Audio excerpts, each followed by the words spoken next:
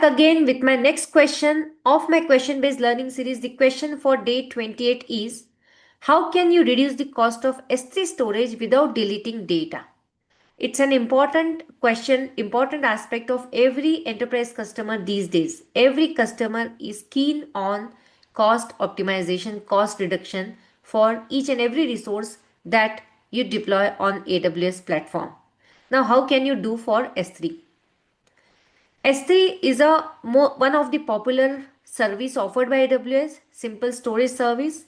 We can keep unlimited amount of data, petabytes, terabytes, exabytes of data we can keep on S3, right? 11 nines of durability it supports. So it's one of the popular service, and heavy amount of data, bulk amount of data is being kept on S3. Now it is required at times to optimize the cost. How can you do that? Now there are different options being provided by AWS, different methods are there. The first one, what you can do, you can change the storage tier of your S3 bucket. Let's say I kept my data, I uploaded my data in S3 standard. So the data which I am not using it frequently, I can transition from standard to Glacier. You know, Glacier Deep Archive is the cheapest one among all the tier of S3 storage service, right? And S3 standard has got the higher cost. So I can change the storage tier from one type to another type to reduce the cost of my data stored on S3 bucket without deleting the data. The second option that we have is change the region. Let's say I have my data kept in North Virginia region. Now that has got certain cost per GB, certain pricing is there. You know that the service price is different for different region.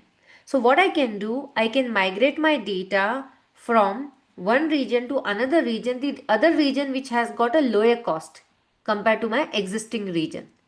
Okay, so maybe I can just migrate the entire data or some amount of data, whatever. How much cost do I want to reduce? Accordingly, I can perform this activity. Let me take you to the AWS website to show you this. So I am there in the product page of S3 service. So you can see on the product page, I have just clicked on the pricing tab, and as I scroll down, the pricing for different region is highlighted. So I'll choose region. Now for example, first for the S3 standard storage tier, for first 50 terabyte per month, the cost is 0.0245 per GB. On the right side, you can see the cost is highlighted. Let me change my region to, let's say, North Virginia, and you can see it is 0.023.